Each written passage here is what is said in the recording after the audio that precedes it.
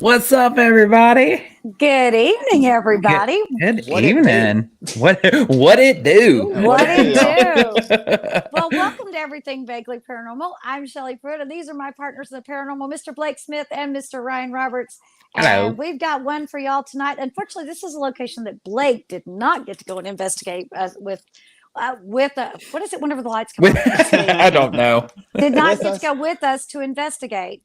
Yeah. But Ryan and I went, and this was at the time we went to West Virginia State Penitentiary to investigate. And this was on our 72-hour craziness gauntlet where we hit Bobby Mackey's West Virginia State Pen and Waverly Hills Sanatorium. Boy, y'all did the damn thing, didn't y'all? Yes, we did. Yes, we did. And that West Virginia State Pen was night 2, correct? That was Bobby night Mackey's, and then West Virginia, and then Waverly.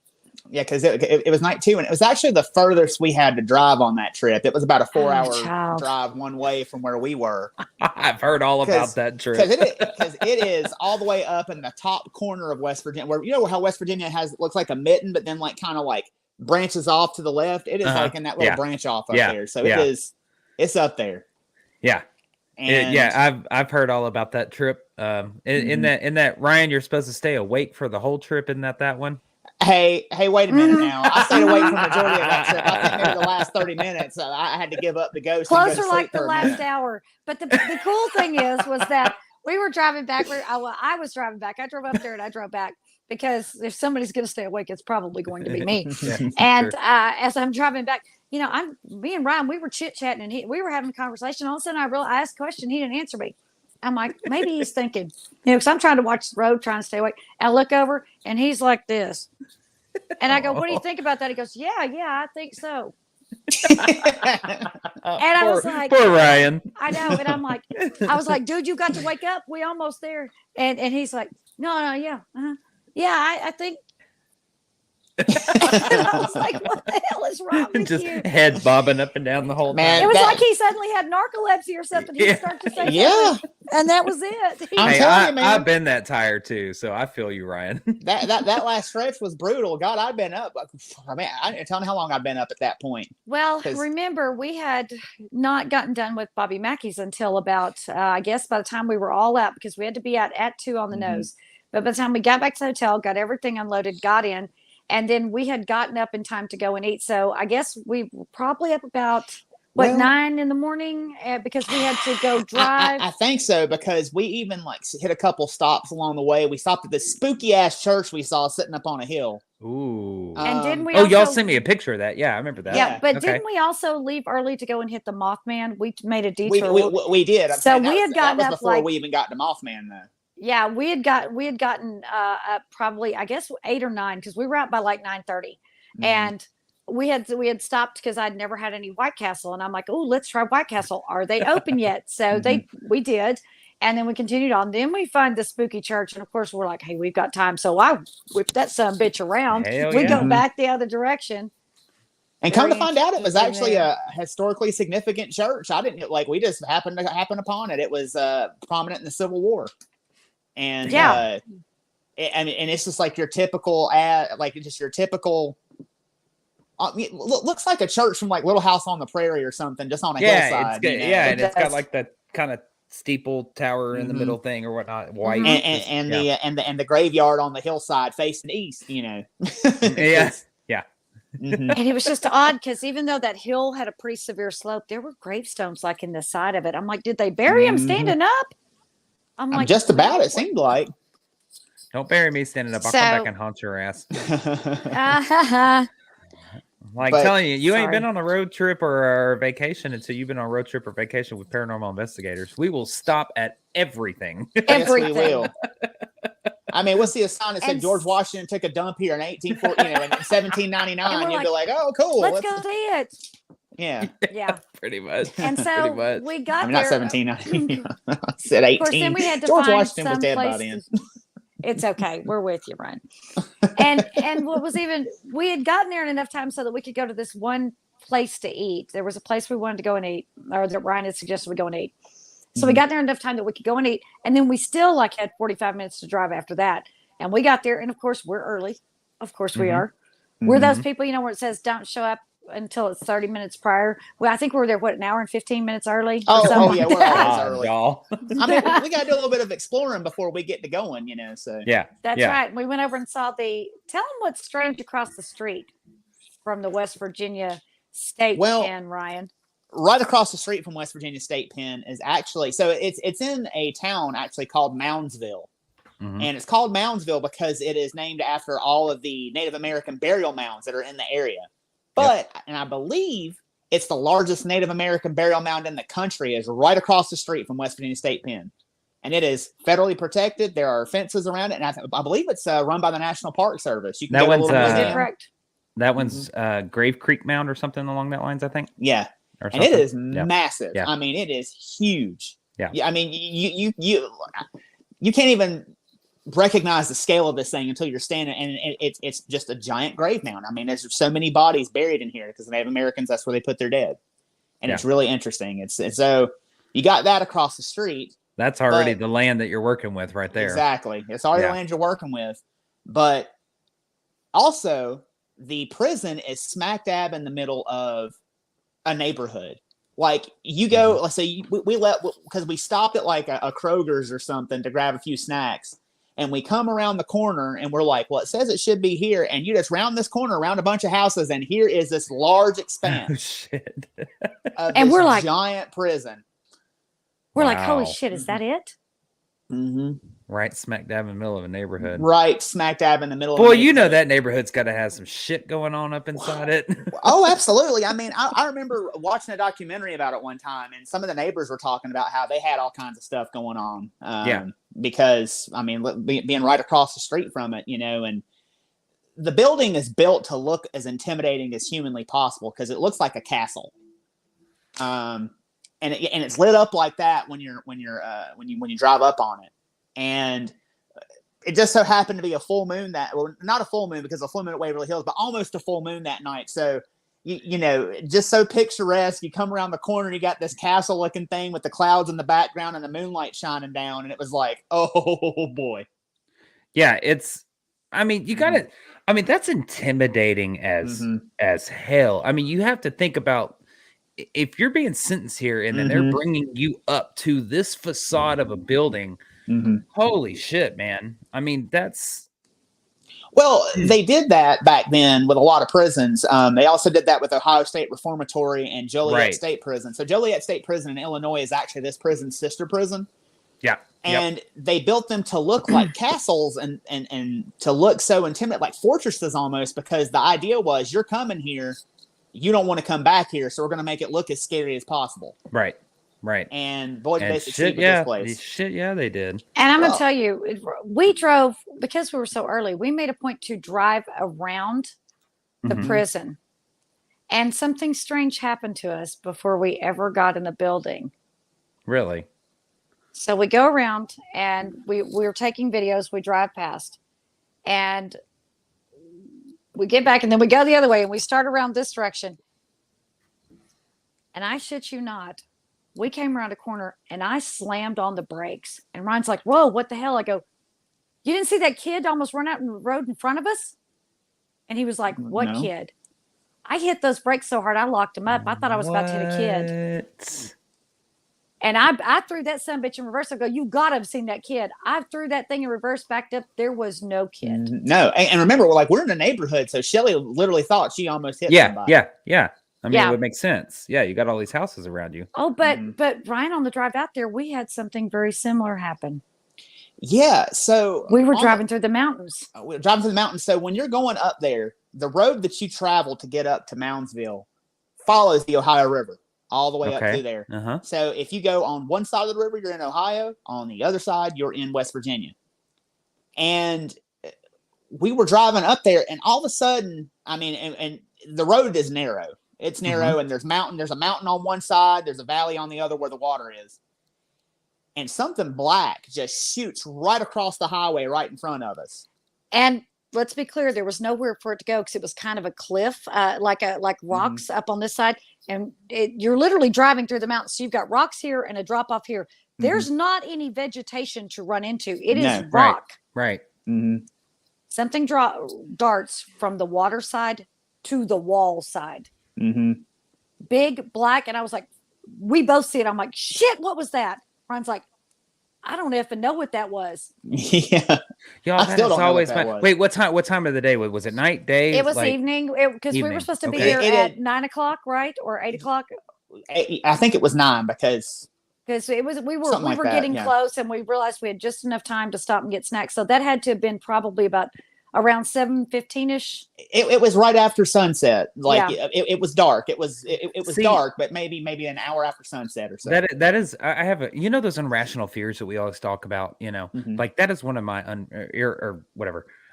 fears that I have is I'm going to be driving down like some little country back road or something like that, and some big mammoth freaking thing that is of a supernatural background is going to dart across the freaking road. And I don't know, I always look for like apparitions, like as I'm driving at night on the side of the road, because I'm just going to see a woman in white standing there. So, like, and that was something that was interesting because we'd actually been talking, and I'm like, man, if something runs out in front of us, we got nowhere to go. Right. And I actually had cut my speed back about 10 miles an hour, because I think it was like, what was it? It was like 60 to go up there, and I think I was running about 50 because I was unfamiliar with the road. Right. And we were just like, had literally probably 15 minutes prior, before we got into this, I'm like, man, there's nowhere to go if somebody crosses into your lane or runs out in front of you or something. Yeah. And probably 10, 15 minutes after that, we both see something across that road. And it was like, it had nowhere to go. It had to run directly into the side of the damn mountain. You know, I mean, there's no, I don't know. It was spooky. And something else that was interesting about that area too. I mean, we were already kind of looking around, we're like, oh, this is real spooky, because all the way up through there are all these big abandoned houses all the way up through there along the Ohio River. And so it's just a spooky atmosphere to begin with. And then that darts out in front of you. You're like, man, what are we about to get ourselves into? And you're on the way to a paranormal investigation at a prison, one of the most haunted places in America, and one of the most violent prisons it was on there was. Yeah, it was on the top 10 of the most violent prisons in the U.S. Department of Corrections whenever it was open. Yeah, and you're talking to so from what I know, that's what's happened before we ever get in the building. Yeah, and so you already have the Native American aspect to it because it was built on Native American land. You already spoke up that.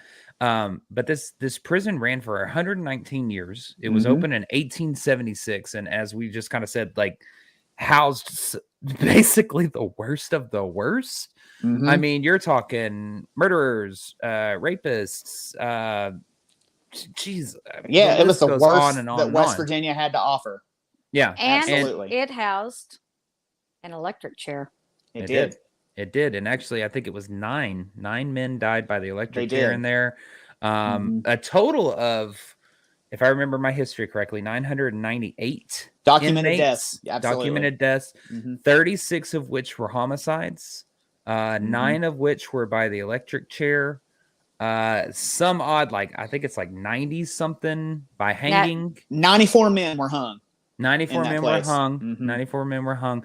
But so there's one, I don't know if y'all have ever heard this story. If they told y'all this story there, and this is the place that y'all are walking into. There was a man that was hung, and I can't remember the name off the top of my head. I probably have it written down somewhere, but Frank Heyer is what's coming to mind. I think he was the last hanging that took place in like 1931. In the courtyard. Yes, I believe so. His story. Well, okay, I could be wrong. He may not be the last one, but his story goes is that supposedly whenever they were, I guess stringing him up, putting the noose around his neck, so to speak. This nervous assistant let the trap door down, and I think that was the guy that he was instantly decapitated. Yeah, the rope was a little too tight, and I think that was in the wagon gate, wasn't it, Shelley? Is that what? That's right. If I'm remembering correctly. Yes, you are correct. I mean, my God. And I think that's why I remember him being what was allegedly the last hang. It may not have been, was because that happened. And after that, they were kind of like, okay, no, only if you're involved, you can come see this. Yeah. Because they were public hangings up until I believe him.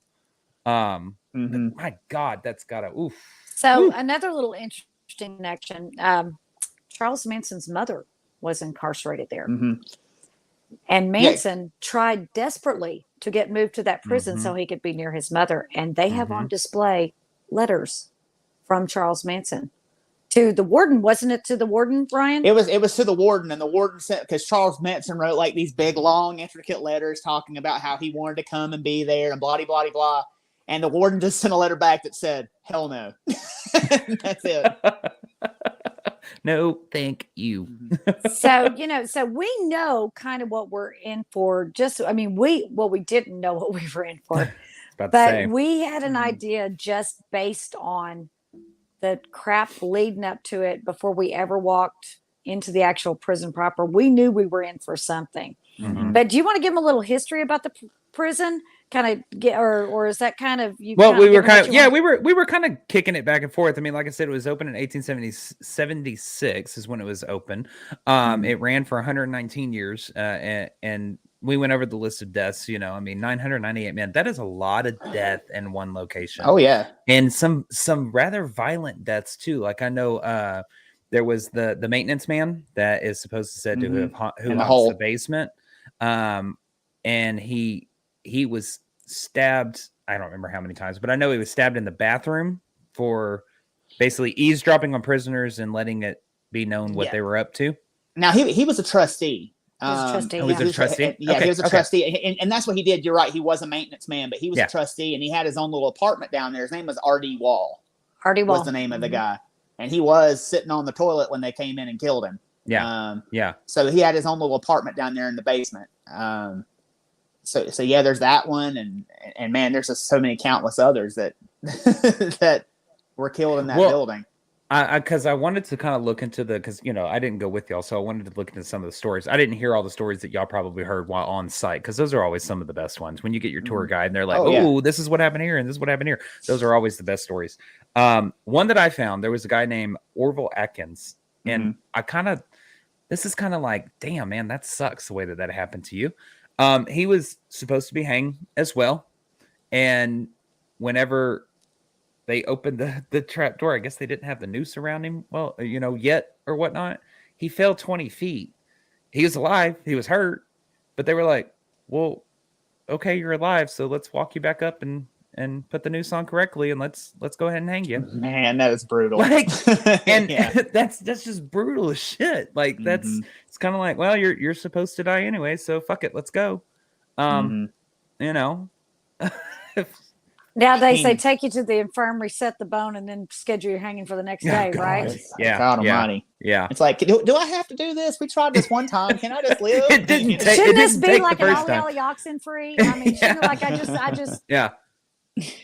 But yeah, I mean, like you've got that one. You've got Danny Spider Lehman, who was the leader of the motorcycle gang, the Avengers, who he was on the North Hall end, and he was killed by I believe he was killed by white supremacists while he was in there, and they had actually rigged a piece of metal that had a hook on it, and they stabbed him in the eye and ran that hook up into his brain and scrambled his brains around to kill him. And that was under the direction of Red, correct? Yes. The guy known as Red. There was a guy named Red. Speaking of Red, yeah. How did his story end?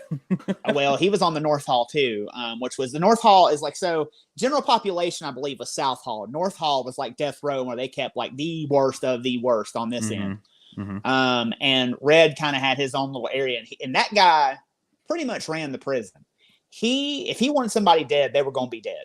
And he's the one that actually ordered the killing of Danny, of Danny Lehman. And Red, one day, he had a best friend who lived in a cell right beside him, and he was also in the gang that Red was in. And his buddy ended up drugging him by giving him something to drink that had I can't remember what pills he gave him, but he gave him some pills and drug him, and then stabbed him to death.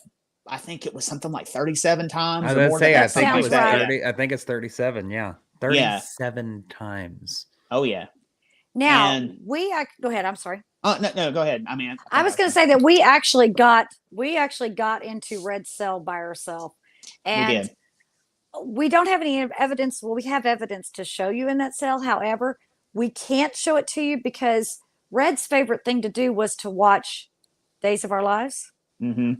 And when Days of Our Lives was on, you left Red alone or risk getting stabbed. So in order to perhaps entice him to hang out with us, we were playing I don't know if it was Days of Our Lives or Young and the Restless. I can't remember. It was now. Days of Our Lives. I think it's Days of Our Lives. Yeah. Okay. Yeah. So we had played the Days of Our Lives theme song music, and we don't own the rights to that music. Mm-hmm. So therefore, rather than risk a copyright infringement, we're not going to show you that. However, something did touch me in Red's cell along my foot, and I jumped. And I'd actually said, "Hey, can I sit down on your bed with you?"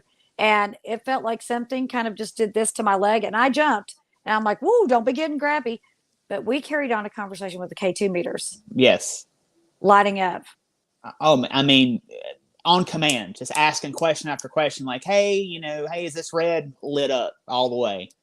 Like, "Hey, Red, how's it going?" But first he wouldn't talk to us. And I said, "You're right. Is it time for Days of Our Lives? I'll turn it on if you want." And it went to red. And then we're like, okay, well, you got to tell us who we're talking to. And I'm furiously trying to find an episode of Days of Our Lives somewhere on YouTube to play. So we'd have the theme music and actually have the actors, and I could, kind of hold it. And that's when he started asking. Well, he was actually answering Ryan. He wasn't really answering me. But Ryan, what was some of the stuff you were asking him? You asked him something about the murder. Yeah. I know you did, because he seemed to get irritated at that point. Well, no, you did. Remember, because oh yeah, it was me. Yeah, it was you. Because you know me, I'm trying to like kind of get a sense of who this person is when we're on investigation. Like, hey, let me ask you these questions. Could you answer these questions for me? And thanks for talking to us, and blah blah blah blah. And he's just answering every single question that I'm throwing at him. K2 meters lighting up. Yes, no. Are you this? Did you do that? Whatever I was asking.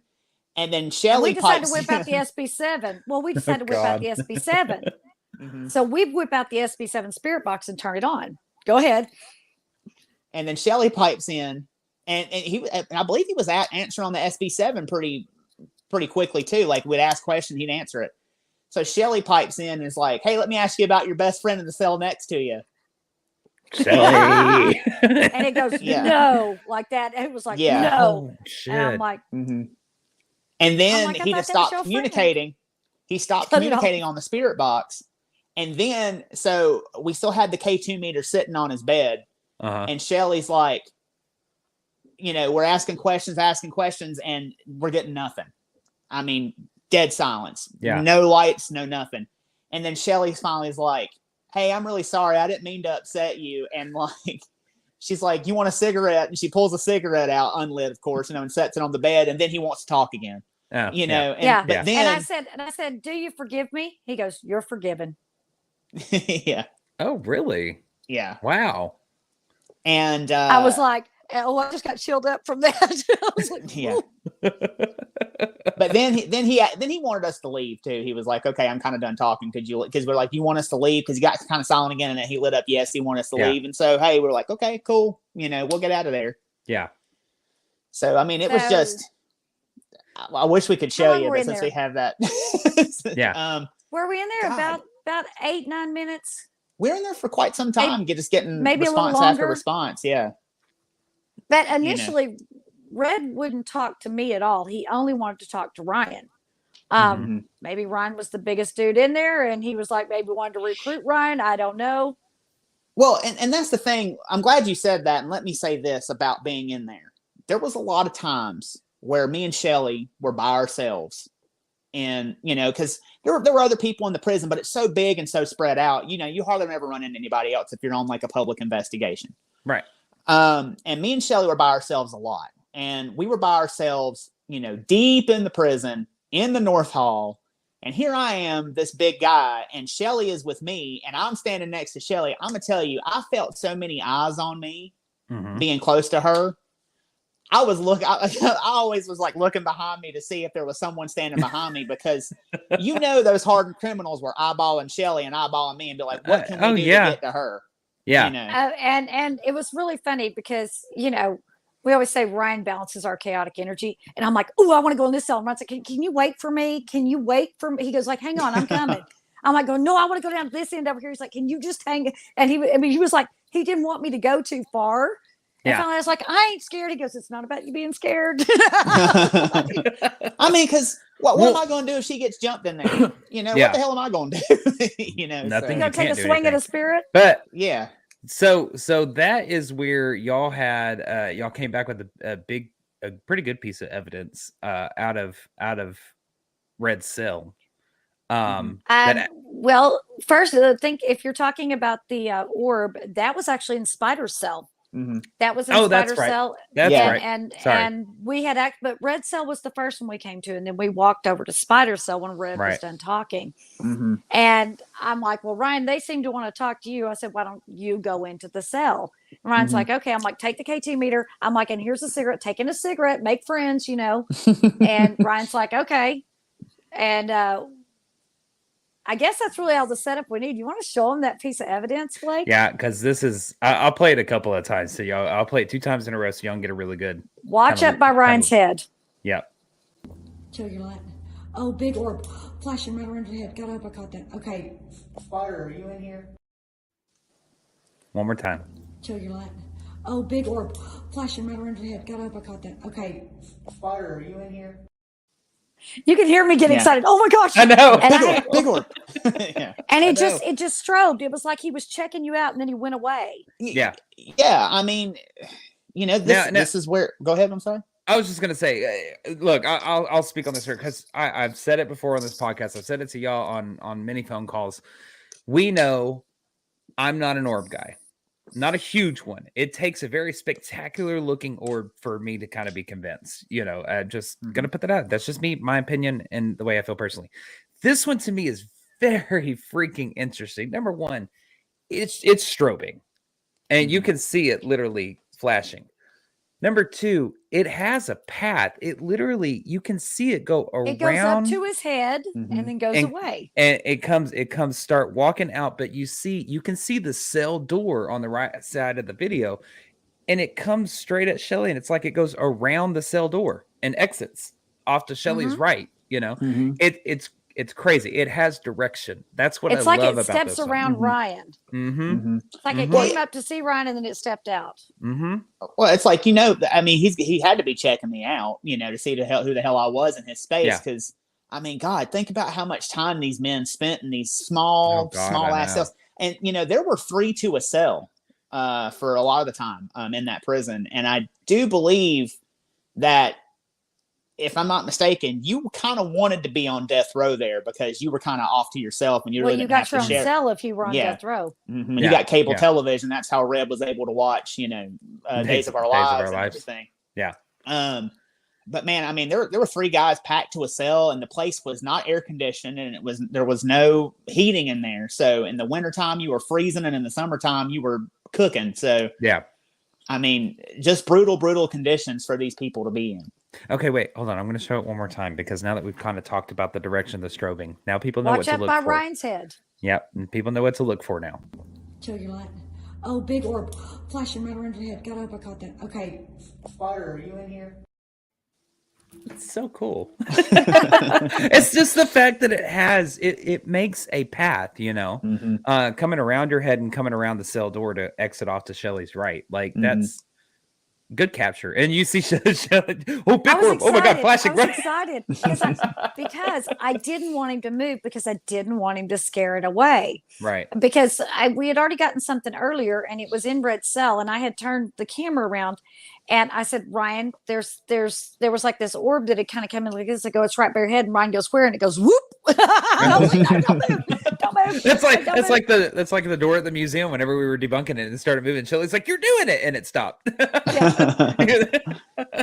Don't acknowledge it, people. Just let it be. So let's continue on with the orbs. So there is a place in this in West Virginia State Pen that is notorious. And I know that you have heard of it. It's called the Sugar Shack. And the guards wouldn't go into the Sugar Shack. Yeah, because there was one narrow way in and one narrow way out. And this was no joke. And it was a skinny little hall. So you go down, what was it, about 7 or 8 steps, and then you go into this narrow little hallway, and then there's a corner, and then it opens up into the room. So whenever you're about to turn to go in, you don't know who's on the other side of that corner because you can't see straight in that room. You got to make that turn, and then you're looking at the room. Somebody could be standing right there to jack you up, and you walk in there, and there's all this prison art. Yes, like that, like the shark on the wall, and of course the two cartoon characters. And from Dennis the Menace. Yeah. And then you've also got there's flowers. The artwork in it is amazing. Absolutely. But this place was so notorious that, again, guards were afraid to go in there. The people that, whenever they let them in there to go to, you know, their recreation time, if they didn't come out, the guards would just watch until they got hungry and they came out. And then they'd take them back to their cell. They would not go in to fetch them. I mean, it was notorious for fights. It was notorious for stabbings and rapes and everything else. I mean, one of the nicknames for it was Rape City, you know, and you did not want to go down in there. So, of course, yeah, Ryan and I are making a point. When is everybody going to get out there so we can go? Well, we were waiting for everybody to get out of there. We're like, why won't everybody get out of there? We're like, we want this by ourselves. And eventually we got it about 3 a.m. by ourselves. Ooh, good time. Yeah, except for the fact that one girl decided we had become her impromptu lead investigators. She's like, do you mind if I come? It's not our prison. Bring your ass. I don't know what to say. You know? And to be honest, it was. She was sweet. She was very nice. Well, we're used to it too. She couldn't leave her flashlight off. She could not leave her flashlight off. Just about the time your eyes would get accustomed to the dark, she flipped that thing on. I'm going, would you stop? We're going to be in here in the dark. That's how you get the creepy shit. You know? Yeah. Allegedly. But at one point, I could have sworn that I saw something move behind one of the pillars, which shadow people are notorious for being spotted in there. And I said to Ryan, oh my God, something just moved behind that pillar and I catch it on camera. Well, turns out that was debunked. The chick had swung her light up and she was just enough to the side of Ryan that she threw Ryan's shadow. And in going back and look at it, you actually see her flashlight pull up. And I knew that she was behind Ryan because Ryan was about 2 or 3 feet behind me and she was off over behind him. She throws her light up and just barely throws part of and going back. I was so mad. I was so excited because I thought I caught me a shadow figure in the sugar shack. But in continuing on, I said, oh, wait. I said, there's this weird orb. And Ryan's like, have you got it? I'm like, hang on. I'm trying to follow it. And I followed around and it comes straight up into the camera. So I think we have that one. Do you want to, since we're staying with the orb theme here? Yeah. Okay. Yeah. Let's go ahead and show that one real quick.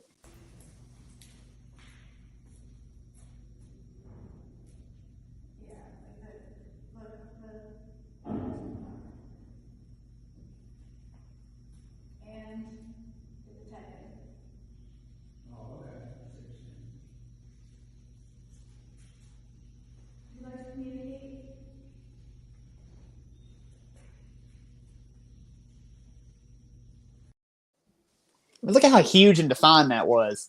And it on this snakes small screen, until on this small screen, I did lose it at one point, but that's only because it did like this thing and then it dipped down and it came back up. And by the time I found it, it came straight up into the camera and it was gone.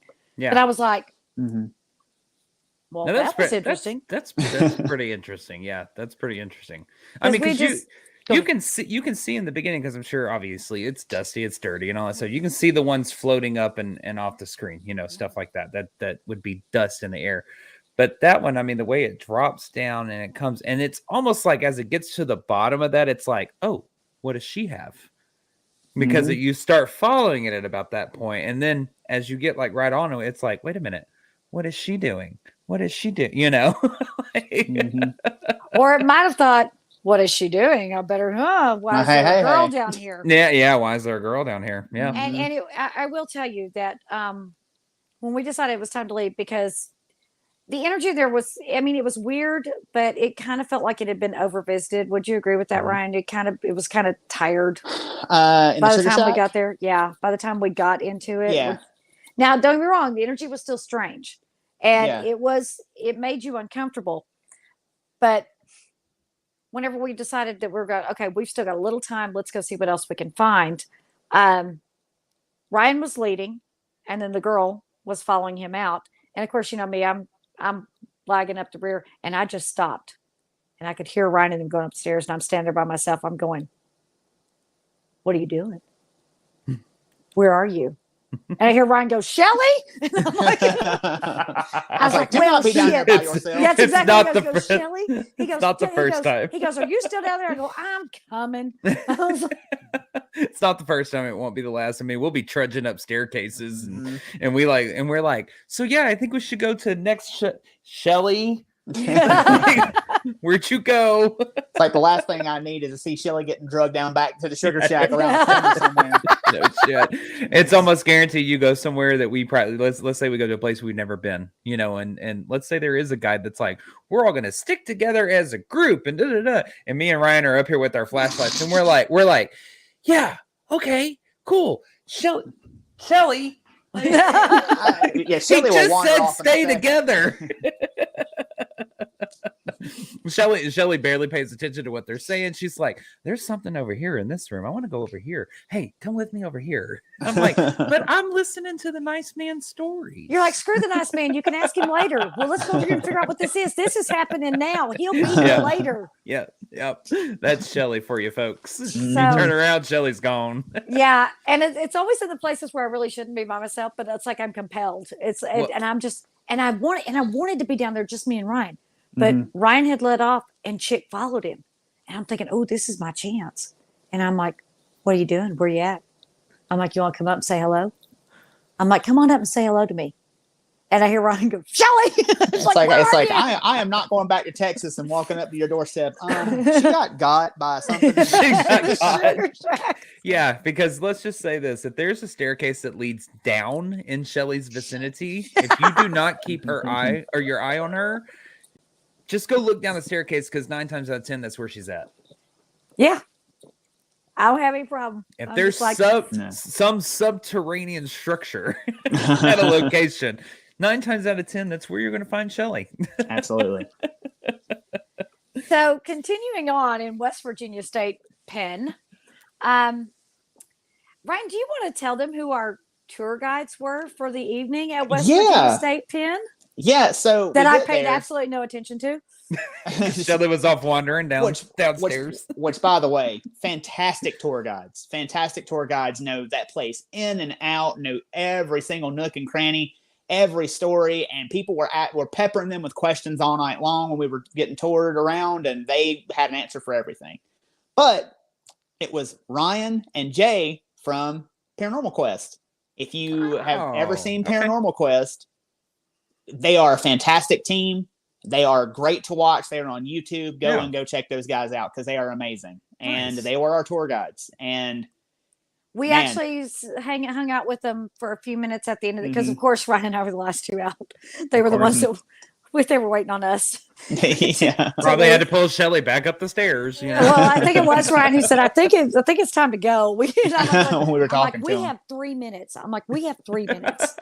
Paid for those 3 minutes. And we kind of commiserated about same experiences at Bobby Mackey's, because they had also investigated Bobby Mackey's. We commiserated and saw what stories matched and what didn't.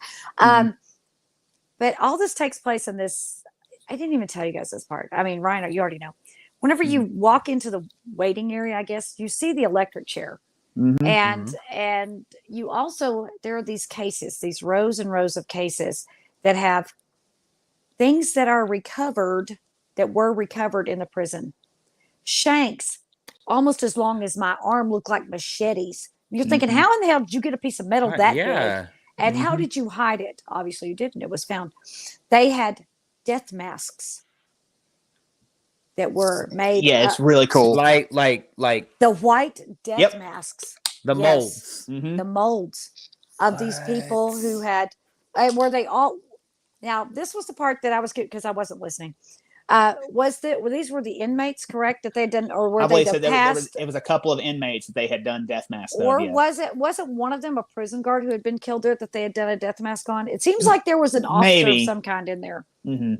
So there were a couple death masks for sure. What? That's chilly.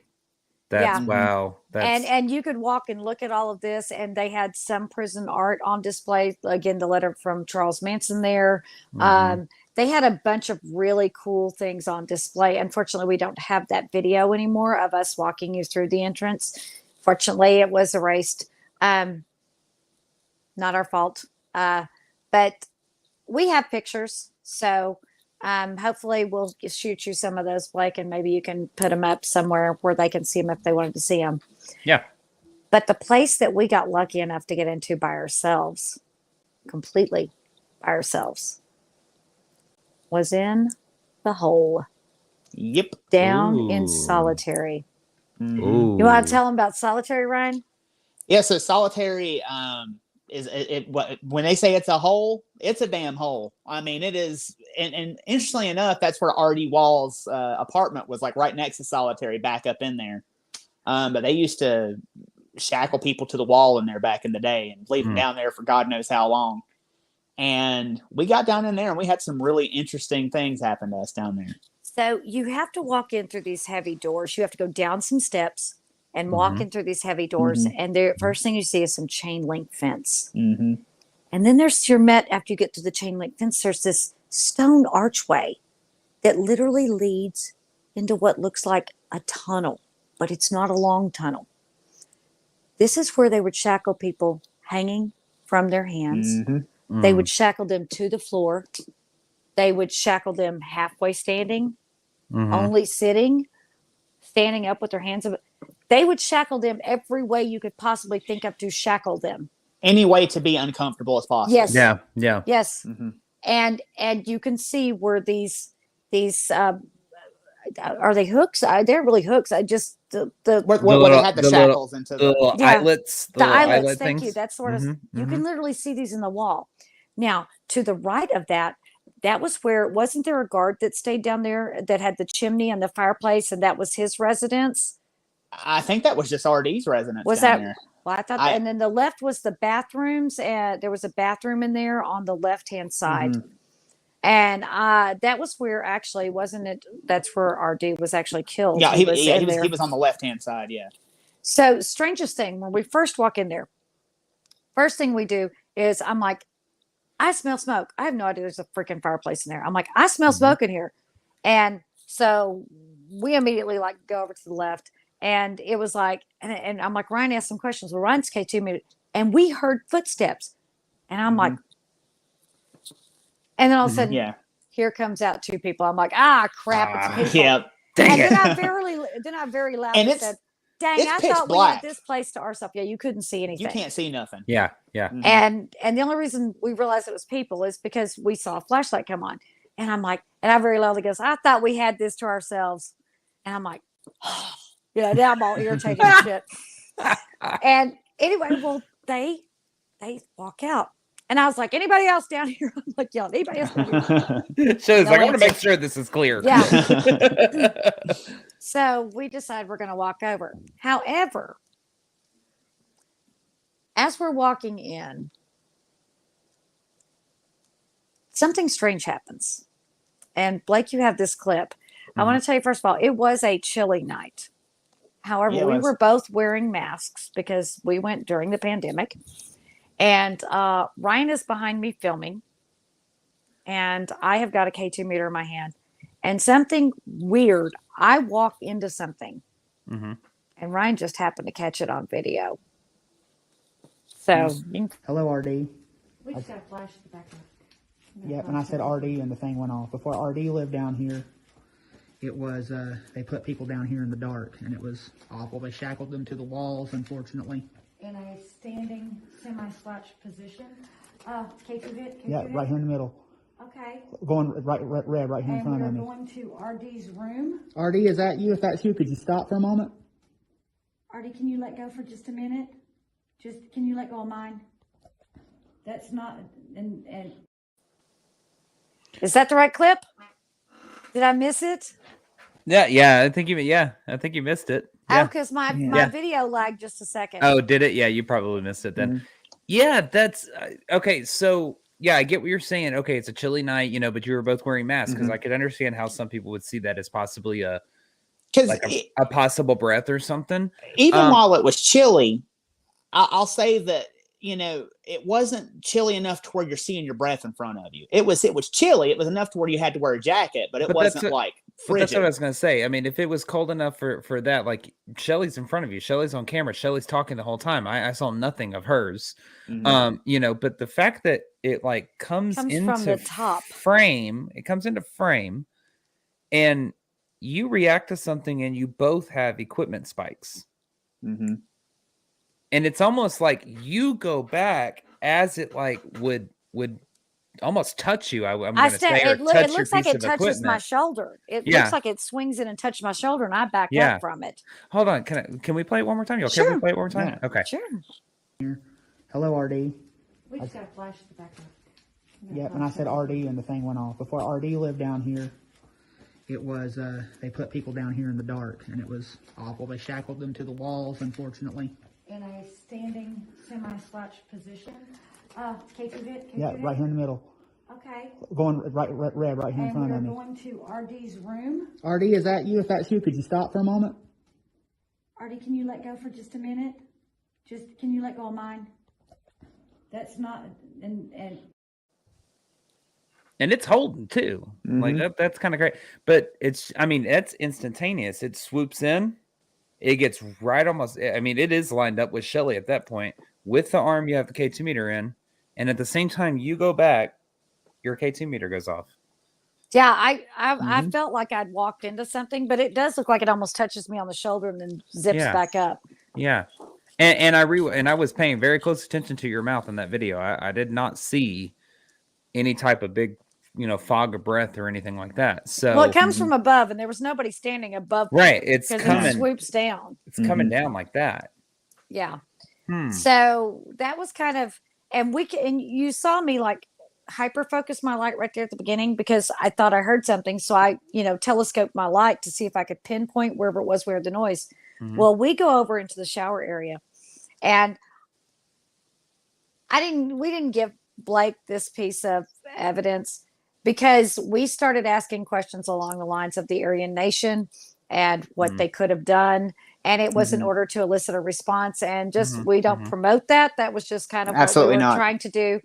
But Ryan was holding his K2 meter out in front of him, straight armed. And he was saying, if you are, he was asking for RD. He asked a very specific question. And this bright orange orb shoots down right in front of his face, and it's gone. And I was like, there's the orange orb. Now, we had heard stories about the orange orb, and they said that was, they actually said that was, they said that was RD. Whenever you saw the orange orb, it was RD. But we didn't get it once. We got it twice coming back the other direction. And finally, I was just like, I said, I'm kind of getting uncomfortable with our line of questioning. If you have anything else to say, can you come up and light up Ryan's meter? And these two big orbs strobed in, got right up, and then shot straight up in the air. And they kind of did what those two in the cell did. They came right up to the K2 meter. The K2 meter lit up, and it was like it scared it. And they both went up, like straight up in the air. Well, I tell you what, actually, if y'all have all these videos and stuff, send them to me anyways. I'll cut the audio from them so we if you can cut the audio. We weren't saying anything untoward. It was just the whole line of questioning about the Aryan Nation and that kind of thing. Because they did run.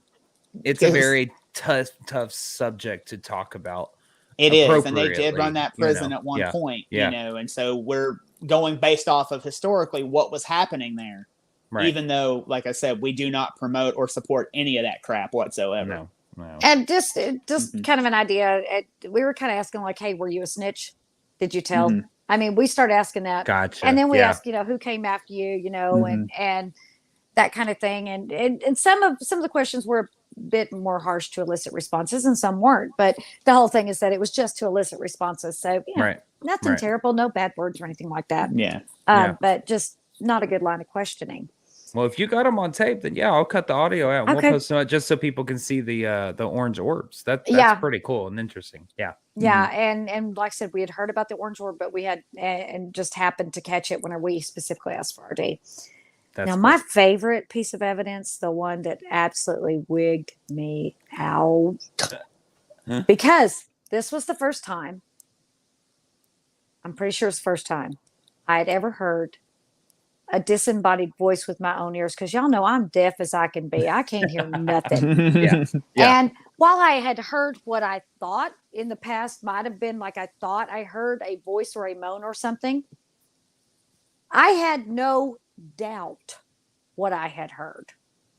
So you guys listen to this and you tell me, and I hope that you play this entire clip, Blake, because just the crap I say to Ryan afterwards is funny. I've got the 45-second clip. Okay. So y'all listen real close. Whereabouts should they be listening? Well, I think if it's on the clip I sent you, I think it's about 9 seconds in. Okay. But Ryan, can you tell them where we are? We are in that I think we're in the death row hallway, I believe. Yeah, the death row hallway. I believe that we're actually in front of Red Cell, like looking down that hallway, because you were in front of Red Cell. I had taken off down the hall, probably about 3 cells ahead of you. And all night long while we were in there, we kept hearing like clangs and stuff on the doors going down the hallway. And but if you sat there, if you sat there and you looked and you watched it long enough, you'd see stuff moving back and forth going down that hallway. Just prior to the clip you're going to show, I actually had flipped my camera up and I said, "Did you see that up there?" And I pull the camera up. He's like, "What?" I'm like, "It sounded like something was up there on the floor above us." Now, unfortunately, because we were not the only ones in there, we can't count the clangs and the bangs as being paranormal but this that we're about to play, there was nobody on that cell block with us at the time. No, we were by ourselves. Okay, so about 9 seconds in. All right. I think it's somewhere in there. It's not too long after I start. Yeah. All right, here we go. If you do, you can walk forward.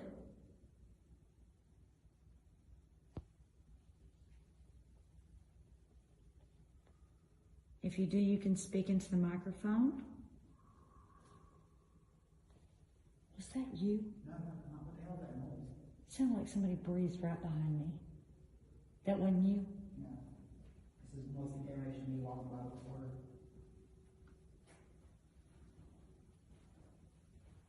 That was you. It sounds like a frog croaking. Did you hear that? Oh, I thought it sounded like That wasn't me. Weird. I hope you don't breathe out loud. Sorry.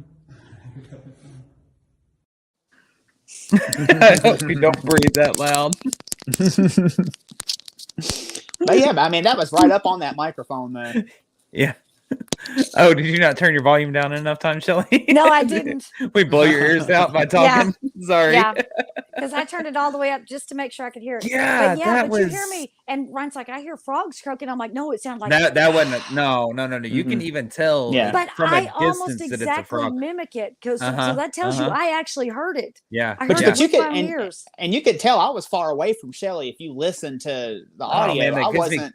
Goosebumps. That's almost exactly what me and Ryan heard in the museum. In the museum, exactly. Yeah. Right behind us. My God. Wow. Yeah. How about I just play the beginning of it where we hear it? We get to. We'll play it again so people can hear it. But just you can play it all the way back through because I think you can hear us trying to debunk it. I don't care. You play whatever you want, but it's right after I say you can step up to the microphone. That's where it is. Yeah. I'm going to do this time. Okay. Let's play it again. If you do, you can walk forward.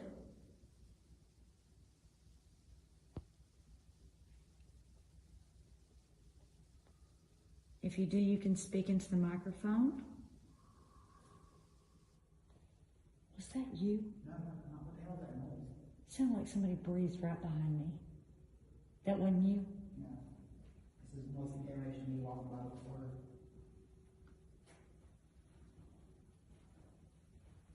That was you. It sounds like a frog croaking. Did you hear that? Oh, I thought it sounded like That wasn't me. Weird. I hope you don't breathe out loud. Sorry. I have to be a smartass because you notice we don't run. We're like, was that you? No. I hope you didn't breathe that loud. Something else I'd like to point out about that clip too is listen to us talking. You can hear the echo on our voices. You cannot hear an echo on that breath. But what's so Ryan, you're both right in this because I was trying to pay attention and I know I kind of nodded a little bit before the breath actually came through. But that's because, yes, I heard a frog croak in the background. You can hear now, and that gives you the comparison of a frog croaking where you're standing at versus what we're hearing. Man, that gives me chills because that is exactly like what I've heard before. And that sounded much like the growl that the rusty nail, whenever something growled in my ear. It was close. First of all, it's going to have to be close for me to hear it. And I had wandered about 3 cells away from Ryan. And so I was kind of so you can see some weirdo inmate coming up going. That's how I pictured it, just kind of leaning in like they're going to like breathe on my neck or something. I'm like, oh, you weirdo, back up. But I was like, was that you? Weren't me. I can tell you that much right now. Because my first thought, now you can tell, I don't actually move my body. I only moved my head. Right. Because I was like, was that you? Because I didn't want to take, because if I just heard that, there's no telling what was going to happen on my camera. But you can tell I don't move my camera. But I look because I wanted to see how close Ryan was to me. I wanted to make sure that it wasn't him that sighed. And whenever I said, was that you? He actually takes 1 step out of a cell. He's actually halfway in a cell looking at something, 1 foot in the hall, 1 foot in the cell, looking at something. He's like, no, that wasn't me. Not me. Yeah. So that was probably the creepiest moment for me there. Yeah. Especially if you're a woman in a prison that had, I mean, and don't get me wrong, on death row. We were on the death row side. There were women that were held at this prison, but it was vast majority of men. They didn't get to free roam on the cell block. Exactly. Yeah. So Shelly's over here, little short petite blonde Shelly is in here with all these men. So yeah, that's a little creepy.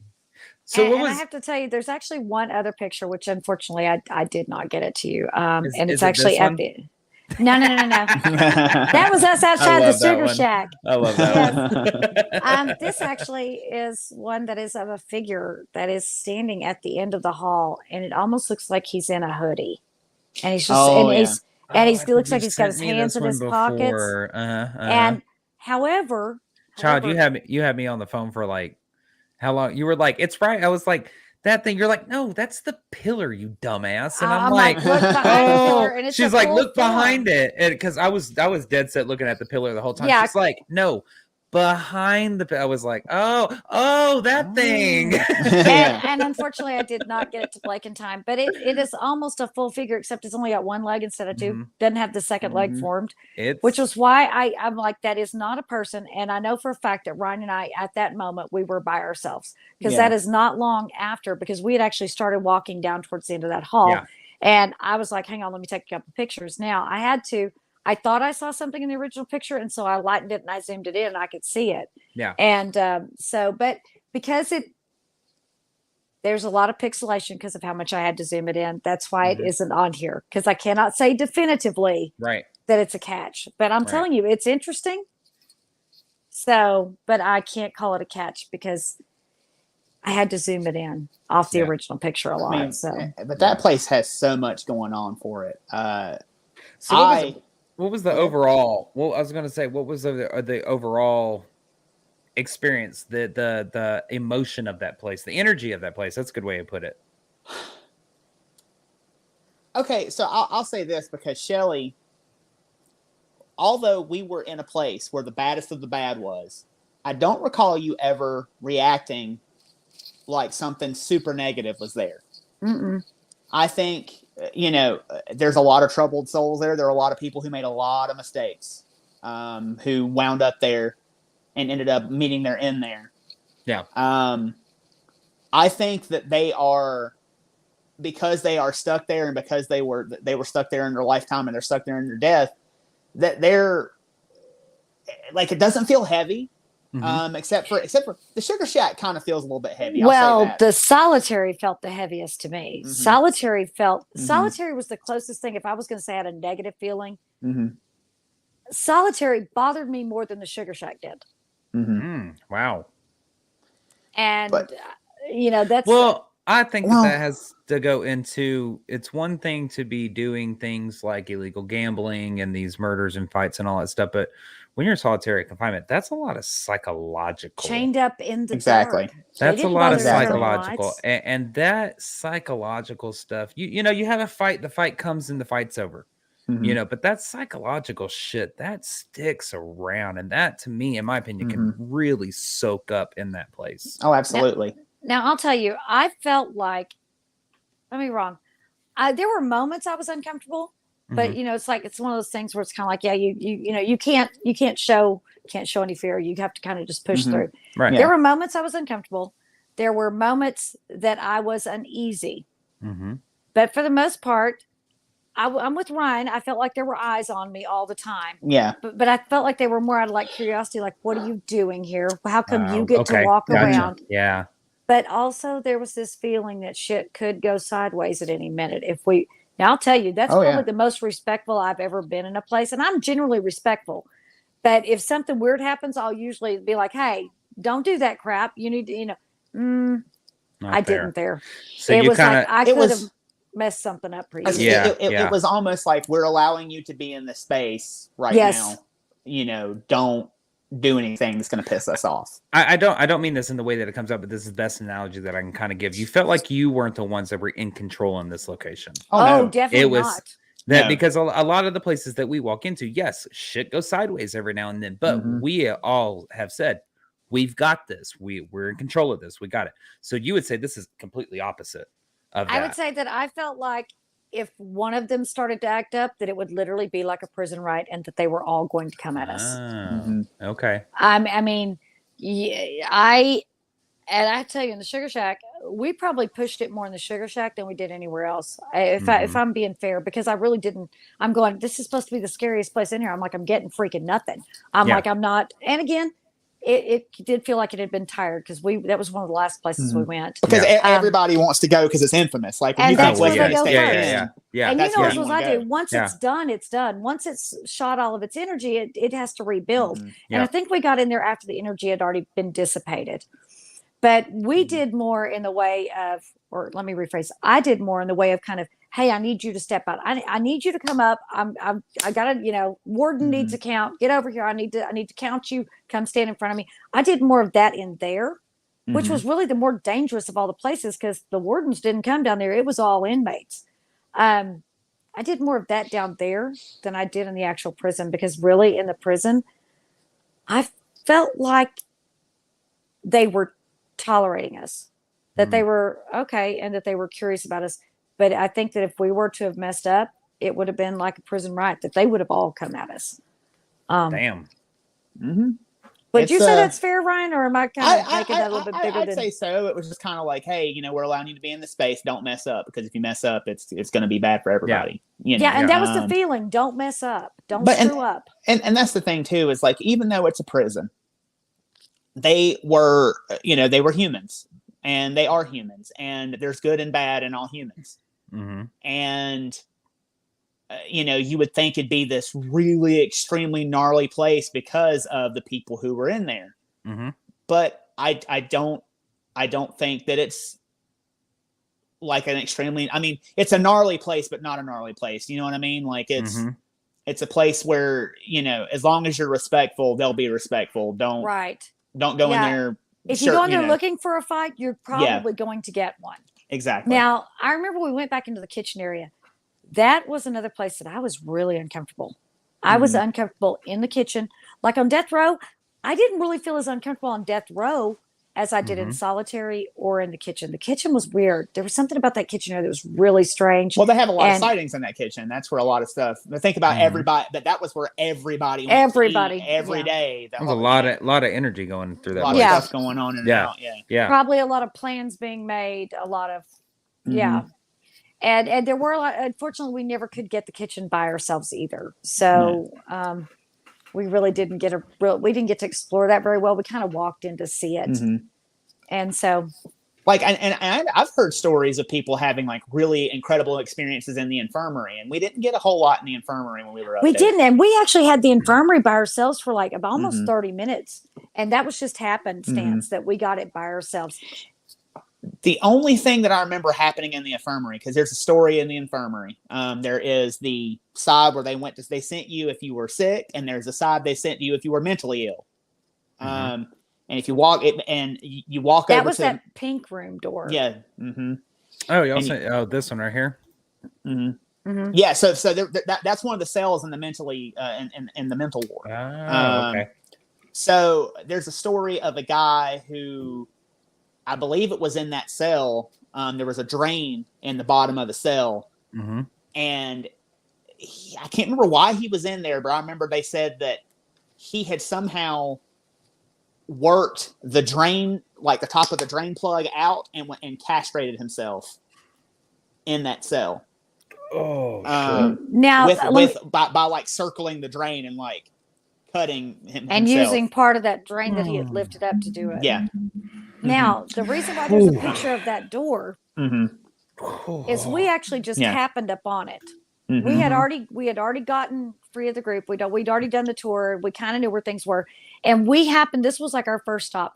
And as we're walking by, we hear like a bang or a thud or a knock. Yep. We can't figure out what it is. And we were like, of course, then we have to turn on our lights because we were trying to go as lights out as possible. If we saw, if we flipped on lights, saw it was straight hallway, we turn our lights back off and walk down the hallway. But we heard something, and we were like, where did that come from? And we swing the light around to where we think it is, and we're right at that room. And we've been told that there are knocks and bangs, and that sometimes if you ask questions that they will knock in response on that door. Yeah. So of course we thought maybe it was trying to get our attention. So we walked in, and I know that we heard something else once we got in there, but we couldn't be certain. But that bang is that door is where that bang came from. Yes. And you can't see it in that picture, but there is one way in that door is the only way in and out. The rest of that is just cinder block. Yeah. Around that steel door. And those doors were locked. So there was no one hiding in there. There wasn't anybody that was on the tour that was in there. And it was just us by ourselves. And I don't know how something got in that cell to bang the shit out of the door to make it that loud to get our attention. But and what's weird is we almost walked past it. I think we were halfway past, and we just boom. And we're like, what was that? Hell? Yeah. and we checked the doors. Those doors are locked. You can't open them doors. So I don't know. So, yeah. Well, definitely a place I need to get to. right about the time we start asking questions in there, and we think we hear something else, but it was one of those things that just wasn't clear enough, and it was like, is that what we heard? Then we start hearing people coming upstairs, and we're like, okay, we don't have it by ourselves anymore. It's like there's no point. Anything we hear now, it's contaminated. We're like, let's go find somewhere where no one else is. So Ryan and I did a lot of running away from people. Sometimes they caught us. Sometimes you have to. when you were able to get by yourself, you were getting good responses. I mean, it's a very active place, and I cannot wait to get back up there and go. I was just about to say, so when we buying it out for ourselves. I think that we probably ought to try to get it on the books and maybe sell some tickets up there. Maybe because how many people were we with? 50, and we were able to get by ourselves with 50 people. Yeah. Most of them, which shocks me to death, people that buy a ghost hunt that goes until, did it go till 3? I think it went till 3 a.m. No, that one went till 5. That one went till 5. So it was like it was 9 p.m. to 5 a.m. Is that correct? Okay. So, and people were leaving at midnight, 1 o'clock in the morning. And we're like, see ya. Bye. We're like, bye. And literally at like 10 minutes till 5 or whatever time it was, Ryan's like, we're like way off in a far corner. Ryan's like, we've got to go. We've got to start making our way back. And I'm like, we have 10 minutes. He's like, it's going to take us 10 minutes to get over. So I'm begrudgingly walking back, stopping. Let me take a few more pictures. Let me take a few more pictures. And we get up there and there's like 3 minutes. And the guy's like, oh, y'all are the last 2 to sign out. We're about to come look for you. And I'm looking, we got 3 minutes. Why are you looking for us? Ryan's like being all nice and talking to him. I'm like, yeah. And I'm like, and you could tell they just really want us to get the hell out. They're ready to go home and go to bed. But Ryan's going to ask him a few questions. And I'm like, now we got 1 minute. Like, now we got 1 minute. They were very nice. They were so cool. Now, I will say something that I do want to do the next time I'm back up there, because it's such a big building. There's so many places you can go. We didn't make it to general population at all. We didn't. And somebody said that general population was acting up that night too. And they said that they were hearing bangs and I think they were getting peeks over the side of the, nice. So general population was acting up that night, and we didn't get a chance to make it over there because we were on our own trip. That's where the majority of the people were. There were just too many people, and our job was to get by ourselves. So, I think that we just ran it out. I think that's what we do. Oh, absolutely. Maybe sell 15 tickets to it. 15 tickets. Mm-hmm. That'd be 18 people in this huge, again, if you saw the picture at the opening, this place is massive. It's massive. If God, you because scream, and that's not even there. That's not even the whole building in that picture. No, because it goes way over to the left and way over to the right. Not to mention the wall that goes around it. Shelley, how long did it take us to drive around that damn building? Oh gosh. Because in order to get completely around it, we had to go back through one of the neighborhood. We had to go one street over through the back to the neighborhoods just to get on around that back wall. Mm-hmm. I don't know, 9-10 minutes, and there was no traffic. Damn. Just to go from one end all the way around. Now, there's little stop signs and stuff, so you have to stop. And you know, by the time you get all the way around it, and granted, if you're going the speed limit in the neighborhood, which is 30, you know, and stopping at the stop signs, it'll take you anywhere from 7-10 minutes to drive all the way around it. So it's a big building. People, nobody will hear you scream. Well, we need to take a look at our calendar and figure out when we're going back. Absolutely. We need to put that on our new gauntlet that we're planning. Hell yeah, absolutely.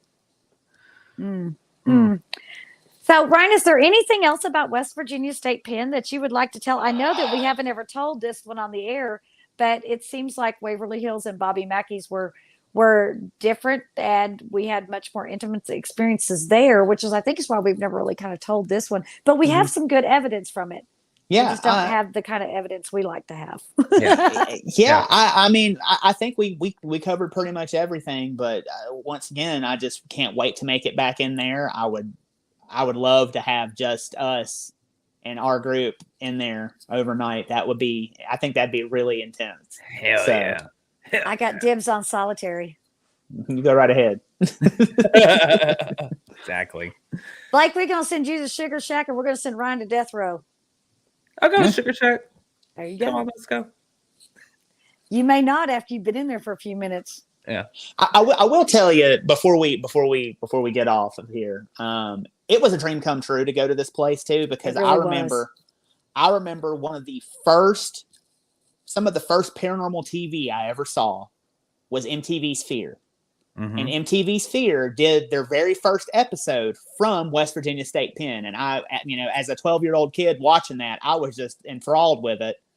And I never ever thought in a million years I'd get to go in that building and see that place. And it was really cool. And also, like I said, I cannot emphasize enough how cool the tour guides are, how cool those guys are, and how much they know. Even if you want to go in there and take a history tour, if you don't want to do an investigation and you just want to do a history tour, man, it is worth every single penny of it. It is very interesting to see how that place worked and how it was put together and what went on there. I mean, just story after story after story. Just go look at all the shanks and the death mask and the letters signed by Charles Manson. Yeah. That's me, I'm a Manson freak. So I'm like, look at this letter. It's got a signature on it. So, with all that being said, Blake, tell them what they need to know.